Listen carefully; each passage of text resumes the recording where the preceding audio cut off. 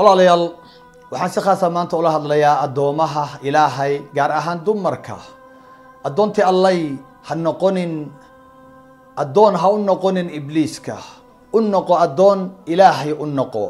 waxaa jira gabdho badan oo marka kor laga arka aad is leedahay waa addoomo ilaahay, laakiin xaqiiqadii aanan ahayn oo ah addoomo ibliis. ibliiska dhaar waatuu ku maray, wallaahi ilaahay buu dhaar u marayaa, wallaahi waan amrayaa ilmaha aadam, waan amrayaa, waxaan yeelanayaa oo aan ku yeelanayaa addoomo aniga i caabuda oo ay abuurkaagii bedelaan, abuur kale aan u samaysto, kuwa aniga ii go-an ayaan yeelanayaa.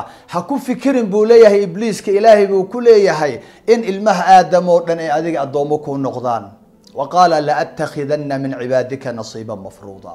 قيبا كوي لنا يا بولي واكوي الدومد إبليسك من حديث ابن مسعود رضي الله عنه وأرضاه وكورهيو لعن الله الواشمات والمستوشمات والنامصات والمتنمصات والمتفلجات للحسن المغيرات خلق الله. ودور روحه لعنضي رسولك إلهي أي لعنضيان islaamka u lacnadayo waa addoomaha ibliiska, addoomaha ilaahay lama lacnado.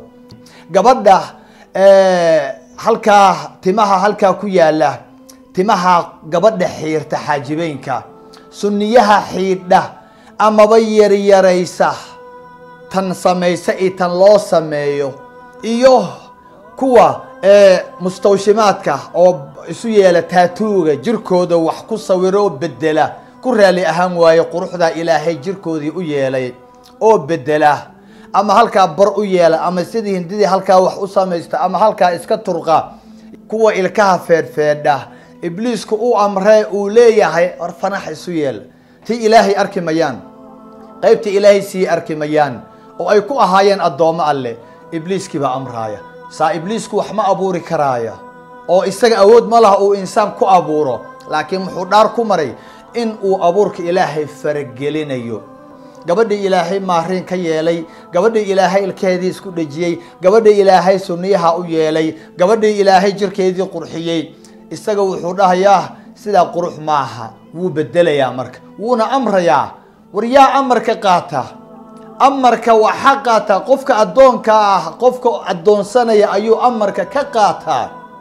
addoomaha ilaahay, ilaahay bay amar ka qaataan. addoomaha ibliiska, ibliiska war waxaad naxariista ilaahay ku waayeysaa oo aad jannadii ku waayeysaa, naxariis adduunye mid aakhiro ku waayeysaa, islaamkaaga aad uga fogaanaysaa timahaasoo aad xiirtay keliya, ilkahoo aad feerfeertay.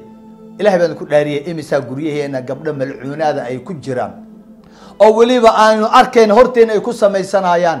gabadha markay aroosaysa wixii oo dhan way bedelaysaa, bal midabkeedii bay bedelaysaa, bal waxay bedelay ilkaheedii, abuurka ilaahay bay bedelay, abuur ibliis bay raacay. say barako u doonaysaa gabadha iyada ah? abuurkiisii inaan bedelin, aynu noqono idaylkeen addoomo ilaahay. alladii laa tadiicu wadaa'icuhu. wasalaamu calaykum waraxmat ullah.